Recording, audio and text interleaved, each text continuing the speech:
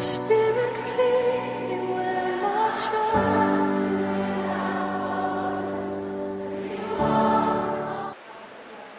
Aqui entrou esse período dessa mulher que somos nós, que hoje é o período dos gentios. Nós estamos vivendo exatamente o período dos gentios. Só que no interim desse período dos gentios, nós estamos em uma coisa, deixa eu ver aqui.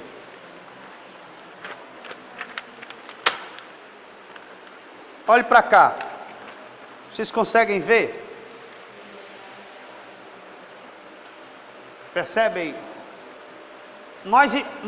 Essa mulher, a mulher estéril, aqui está toda a história, abra sua Bíblia em Mateus capítulo número 1, Mateus 1, porque essa estátua começa em Mateus 1:17.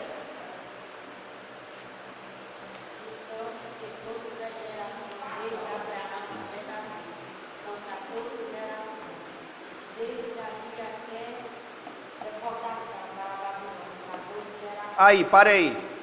De Davi, desde Davi até a deportação para a Babilônia, são 14 gerações. Essa estátua começa a contar da segunda geração. Das segundas 14 gerações. A primeira geração, de sorte que todas as gerações, de Abraão até Davi, são 14. E desde Davi até a deportação, mais 14. Ora, perceba que passou 14 gerações, mais 14 gerações, para começar o ministério da estátua de Daniel. Estátua de Daniel, esse é o ministério dela. Essa mulher estéril que nós estamos falando, nessa história aqui, ela está aqui embaixo. Ela está aqui embaixo. Por quê? Porque essa estátua, toda ela, passou 14, até chegar a deportação. Dessa estátua daqui, eu vou explicar melhor para vocês. É porque, daqui para cá, de Davi até aqui, de Davi até a cabeça. De Davi até a cabeça tem quantas gerações? 14 gerações. De Davi até a cabeça. De Davi, porque de Abraão para Davi são 14. E de Davi até a deportação, então aqui só na cabeça, porque essa cabeça é o reinado de quem? Daniel capítulo número 2. É o reinado de Nabucodonosor. É o sonho que o rei teve. Quer abrir a sua Bíblia em Daniel capítulo 14. Daniel 2.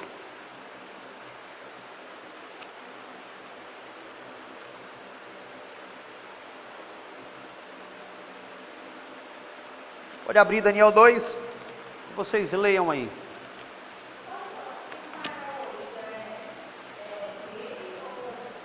Oi? Quem domina Israel? Não, tem um primeiro-ministro. E Israel, a nação, eles estão lá desde 1948. O brasileiro Oswaldo Aranha deu voto para a ONU, voltou o Estado de Israel. Só que Israel não é todo deles mesmo. Uma parte é da Igreja Católica, uma parte é dos muçulmanos, uma parte é deles, outra parte... Por quê? Porque eles tomaram como lugar histórico. A Igreja Católica é quem tem mais território lá.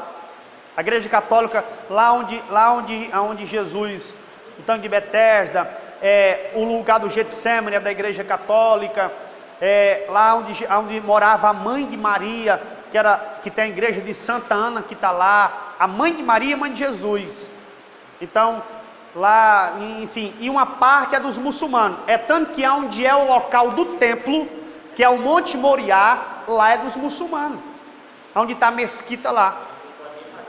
Eles não podem nem falar, os judeus não podem chegar nem perto. Se chegar perto, os muçulmanos é uma guerra na hora. É tanto que tudo isso é um propósito de Deus. Isso é um propósito de Deus, irmão. Os portões foram fechados. Os portões foram fechados de Jerusalém, o portão por onde o Messias entrou. Ele foi fechado, porque havia uma profecia que os portões seriam fechados quando o Messias passasse, e foi fechado. Pelo um feudal, Suleiman, o nome do camarada Suleiman, ele mandou fechar e colocar um cemitério na frente para o Messias não ter perigo de voltar. Os muçulmanos, com medo, fecharam e botaram um cemitério na frente, pensando para o Messias não entrar mais lá, porque eles estão se lembrando da entrada triunfal, porque eles também estão pensando que o Messias não veio. Só que Jesus já entrou na entrada triunfal. E a profecia de Ezequiel diz que quando o Messias passasse na entrada triunfal, que passasse pelos portões, aqueles portões seriam fechados para nenhum rei mais entrar por ali.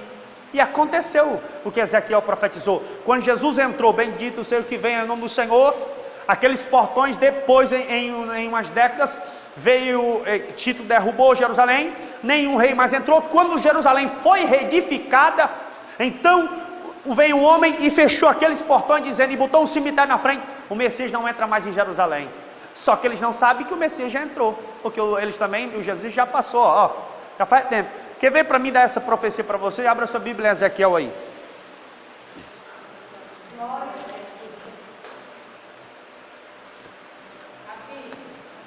43, por aí. Não se preocupe não, quando eu chegar lá eu revelo o pão. A gente só pode revelar o pão, irmãos, na hora que chegar na mesa. Jesus ficou conversando com os discípulos de Emaús, ele não revelou o pão antes não, só revela o pão na hora certa.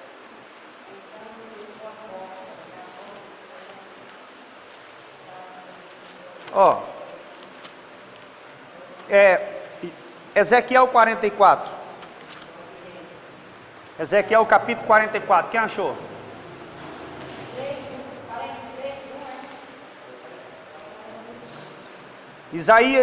Ezequiel 44, versículo de número 2.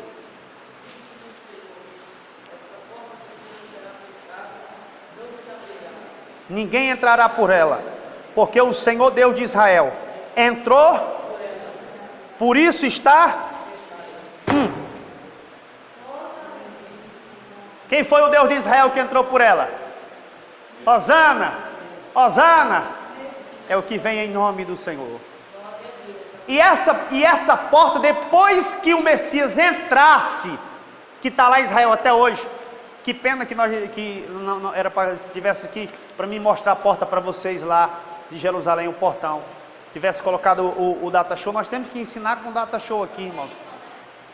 Essa porta por onde Jesus entrou, onde a porta, onde o Senhor de Israel vai entrar, aonde ele ia entrar, que já entrou, essa porta, Ezequiel profetizou, quando o Senhor de Israel passar por ela, essa porta tem que ser fechada, porque ninguém mais pode entrar por ela, clamando, dizendo que é rei, porque o rei dos reis entrou por ela.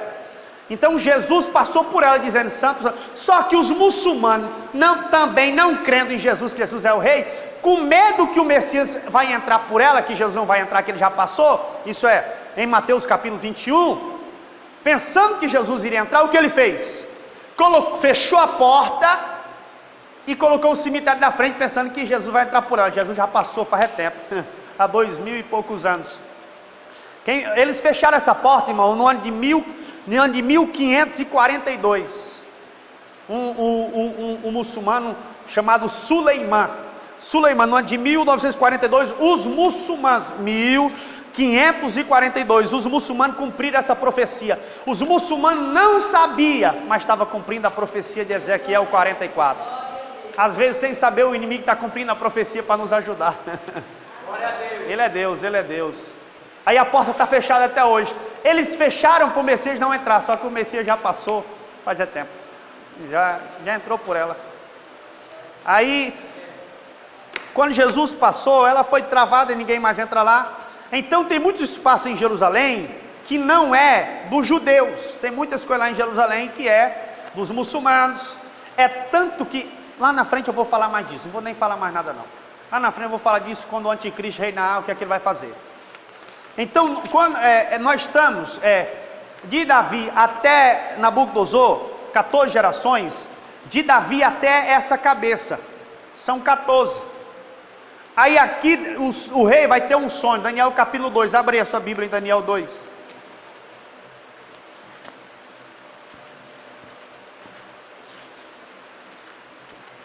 Livro do profeta Daniel, capítulo número 2. Você procura o sonho do rei.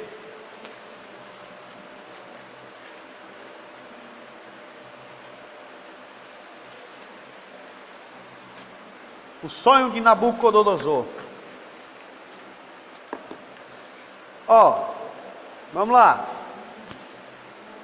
Versículo de número 30, para ficar melhor, para não perdermos tempo. Está escrito assim: e a mim me foi revelado este segredo, não porque haja em mim mais sabedoria do que em todos os viventes, mas para que a interpretação se fizesse, a saber ao rei, e para que entendesse os pensamentos do teu coração. Tu, ó rei, estava vendo, e eis que uma grande estátua, essa estátua que era grande, cujo o esplendor era excelente, estava em pé, diante de ti a sua vista era terrível. A cabeça daquela estátua era de ouro fino, e o seu peito e os seus braços era de prata, e o seu ventre e suas coxas de cobre, e as pernas de ferro, e os seus pés em parte de ferro e de barro. E eu estava vendo isso, quando uma pedra foi cortada, lançada sem mão, a qual feriu a estátua nos pés de ferro e barro, e a esmiuçou. Então foi juntamente esmiuçado o ferro, o barro, o cobre, a prata e o ouro. Presta atenção. Irmão, presta atenção. O que faz a diferença em uma mensagem não é falar a mensagem. O que faz a diferença na mensagem é perceber detalhes. Perceba uma coisa. Quando Daniel começa a interpretar a visão, ele começa falando de cima. Quando a pedra bate, ele começa falando de baixo. Tem um mistério escondido aí. Preste atenção. Vamos lá.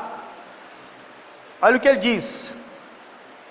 Então o barro esmiuçou. Então foi juntamente esmiuçado o ferro. Olha, de cima para baixo ele começando. O barro, o cobre, a prata e o ouro. Você está percebendo? Ele está dizendo que o reinado de Deus está ao contrário. É porque que o reinado dos homens não pôde subsistir. Porque o império dos homens não pode subsistir nunca. Porque o império dos homens, eles querem começar de cima, e Deus começa o seu império de baixo. Está entendendo? Perceba que quando a pedra bateu no pé da estátua, Daniel voltou assim, Ele não diz, foi esmiuçado a cabeça, o peito, o ventre, a coxa, não. Ele começa dizendo, foi esmiuçado o ferro, o barro, o ferro, o cobre, a prata, até chegar no ouro. Deus derrubou de baixo para cima. Já lá no véu, Deus rasgou de cima. Perceba, vai percebendo. Porque isso aí pode fazer a diferença, às vezes, quando você estiver ensinando ou pregando. Agora perceba que Daniel vai falar uma coisa. Que nem, Nabucodonosor tinha uma coisa que nem Adão teve. Nabucodonosor, ele foi tão galardoado por Deus, que Deus deu uma coisa para ele que não deu para Adão. Adão, o primeiro homem, não teve o que Nabucodonosor teve. Isso aqui é... Versículo número 34. 37, melhor. Vamos ler o versículo, vamos ler na Bíblia. Eu não vou falar, vocês têm que ver. Tu, ó rei, rei dos reis, pois o Deus dos céus te tem dado o reino. Vamos contar o que ele deu para Nabucodonosor: poder, força, majestade, e onde quer que habite os filhos dos homens, animais do campo, aves do céu. Quem era que tinha isso aqui? Era Adão ou não? Ave dos céus, ele tudo entregou nas tuas mãos, e fez que dominasse sobre todos eles, e tu é a cabeça de ouro. Preste atenção. E depois de ti se levantará outro reino. Agora olha aqui, irmãos, preste atenção aqui, e onde quer que habite os filhos dos animais. Perceba que aqui ele tem uma coisa mais do que Adão. Adão dominava as plantas, as aves, Adão dominava as coisas, Adão dominava o jardim, Adão dominava o reino, mas Adão nunca dominou um homem. E Nabucodonosor tem direito de dominar as aves, as plantas, os animais e os homens. E Deus deu força, poder e majestade. Está entendendo? Nabucodonosor, ele está na frente até de Adão, em questão de domínio, porque ele domina homens. Adão nunca dominou homens. Você entende agora que a cabeça tem domínio para dominar homens? Vamos lá. Vamos lá, aqui, ó. E depois de ti se levantará outro reino inferior a ti. Agora nós vamos ver aqui, ó, a cabeça. A cabeça é a Babilônia. Está aqui, ó. Desse lado está tudo especificado. Está bem especificado, ó, desse lado. Eu coloquei. A interpretação da estátua. Toda a interpretação da estátua. A cabeça quem é? É a Babilônia. 605 a 539 a.C. É o reinado da Babilônia, versículo 38. O peito é os Medos e Persas. O ventre é a Grécia, Alexandre o Grande. Então as pernas, as coxas são Roma. E os pés em ferro e de barro são a divisão da Europa do Ocidental e os 10 blocos de nações. Irmão, a gente tem que explicar isso aqui porque as pessoas às vezes ficam pegando algumas coisas aí e diz que isso aqui, os 10 dedos, é a ONU, que são um bloco de 10 nações, não é? Que são um bloco de 10 nações, não é? Aqui é um bloco de 10, é um bloco de 10, mas é um bloco de 10 em termos de governo completo. Não é só 10 nações, é o bloco de nações completa, que governa todas as nações. Porque nos dedos não está no domínio só de 10 nações, nos dedos está o domínio de todas as nações. Só que perceba que o reino dos homens vem enfraquecendo, os metais vêm enfraquecendo, que é o anticristo, exatamente, ele vai dominar isso aqui.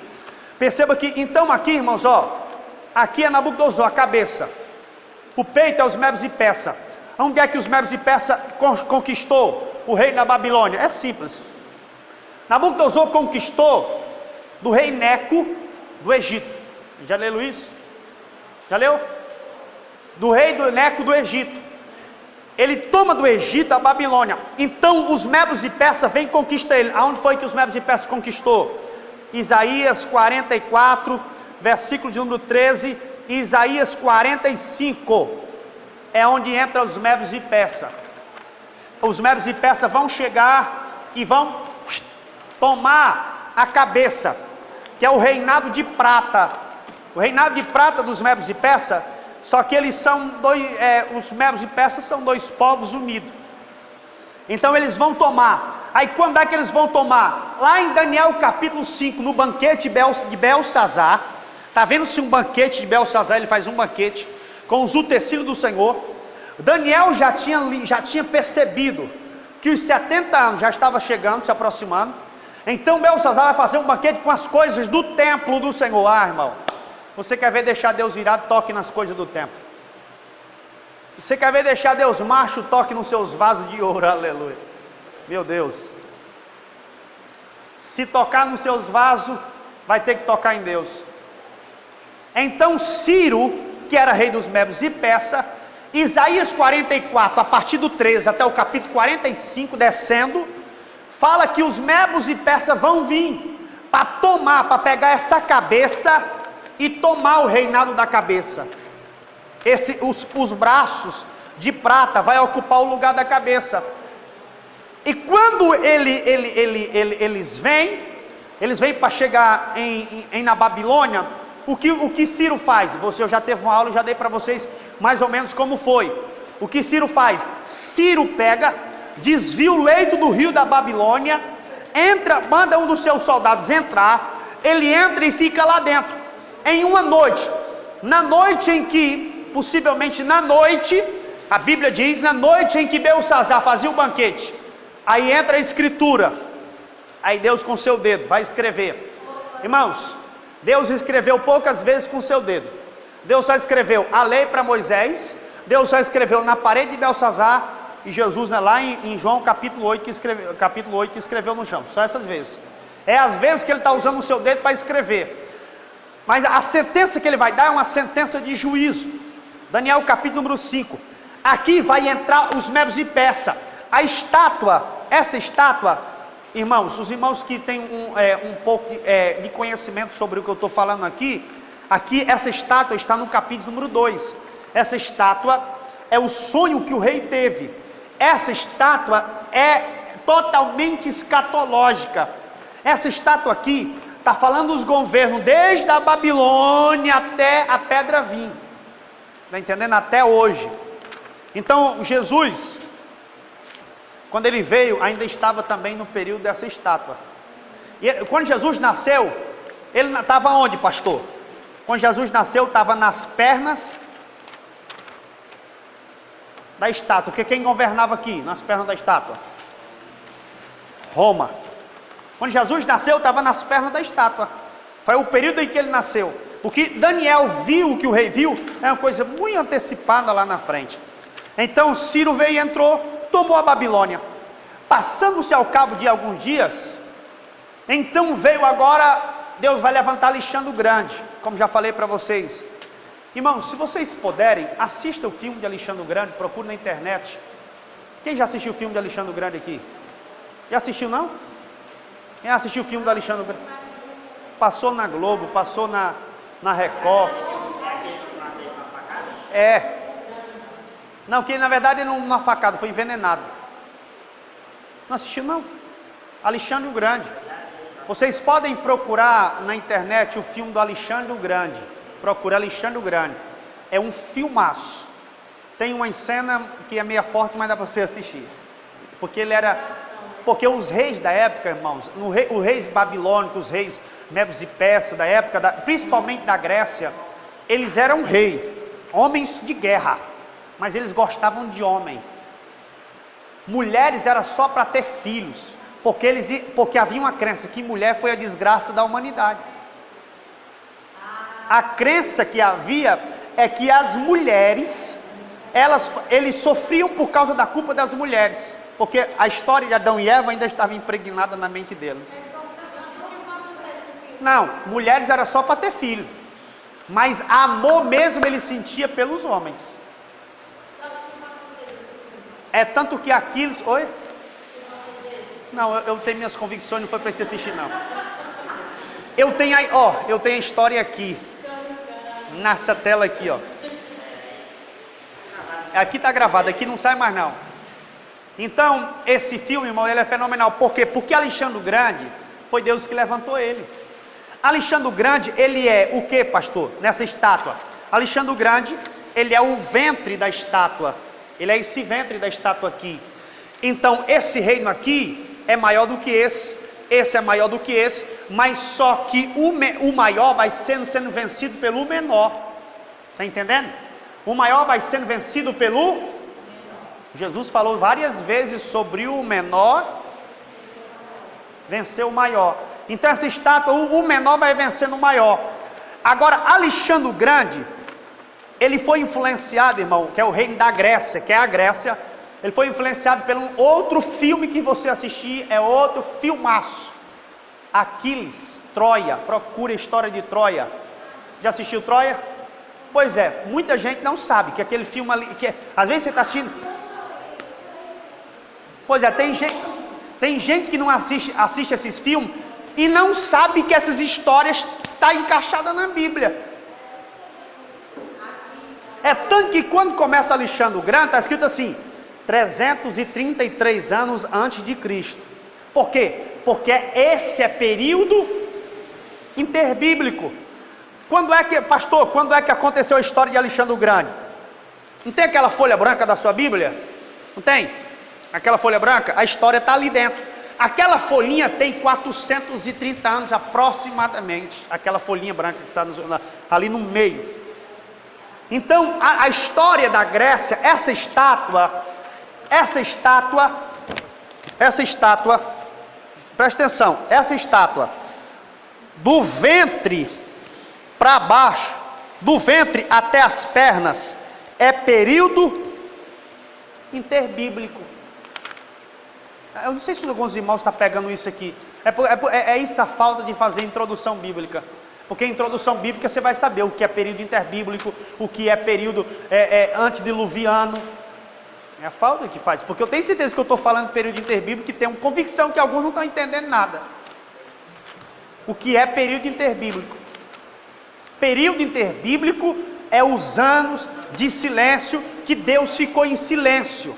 Ou seja, período interbíblico, Deus não levantou profeta, não usou profeta, Deus não falou nem no Urim, nem no Tumim, nem sacerdote, Deus se calou com a terra.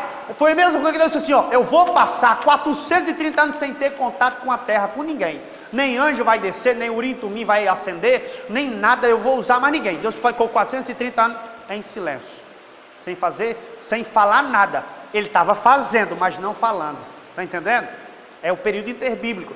Então, que é exatamente o ventre da estátua, aonde Alexandre o Grande vai se instalar. Alexandre o Grande, porque aqui no peito da estátua, Deus ainda está falando. Por quê? Porque é no período que Isaías profetiza e também é no período em que Daniel percebe-se que é o tempo de voltar. Então Deus ainda está usando o profeta aqui nos braços, na cabeça e nos braços. O Espírito Santo ainda está derramando porção, mas do ventre para baixo o Espírito Santo se fechou. Aí entra Alexandre o Grande, entra na Babilônia e toma, assista o filme, e toma, irmãos, o filme é uma cópia fiel da Babilônia. Do jeito que os historiadores dizem que é a Babilônia, no filme passa a Babilônia, meu querido, os tijolos de vidro, os tijolos azul, os leões alados, está tudo lá. Quando ele entra, ele fica enaltecido pela grandeza da Babilônia. A Babilônia ela é instalada onde era a Torre de Babel. Você já leu onde era a Torre de Babel? Gênesis capítulo número 11, a Babilônia foi construída em cima da Torre de Babel. A cidade da Babilônia foi construída na planície onde era a Torre de Babel. É tanto que o Esígrafe, ou Epígrafe, como eles chamam, está lá ainda da Torre de Babel, no meio da Babilônia. Então Alexandre o Grande vem, toma, porque Alexandre o Grande, ele se influenciava em Aquiles, que é o mesmo filme de Troia, que era 400 anos antes de Alexandre o Grande. E ele cresceu sendo influenciado, porque os seus Aristóteles, sabia falar em Aristóteles? Era professor de Alexandre o Grande. Então, esses professores botou na cabeça de Alexandre que Aquiles foi um dos maiores guerreiros que a Grécia teve. E que ele queria conquistar todas as terras. E queria deixar o seu nome conhecido. E Alexandre o Grande disse, eu vou deixar também meu nome conhecido. Aí como ele fez? Eu vou conquistar todo o planeta Terra para mim. E Alexandre o Grande saiu com seu exército para conquistar. E conquistou tudo onde havia povo. Ele conquistou a Índia. Porque lá na frente, irmãos, vai falar dele de novo. É o bode com um chifre grande. Eu vou chegar lá, mas eu não vou falar agora não. Aí ele, no capítulo 8, fala dele de novo, com o chifre grande. Um bode com chifre grande, então vem outro bode, enfim, um carneiro com bode. Aí ele vem, conquistou a Babilônia, aí ele faz assim, só que Alexandre o Grande tinha um coração muito bom, irmão, o coração dele era muito bondoso. Ele não queria conquistar para escravizar, ele queria conquistar para educar. Aonde ele conquistou, ele educou. Ele disse, olha, todo mundo vai aprender a cultura da Grécia, todo mundo vai falar grego, todo mundo vai ter a nossa cultura. É tanto que Paulo era judeu por nascença, fariseu de pai, ele era romano por cidadania e a cultura dele era grega. A cultura de Paulo era uma cultura grega.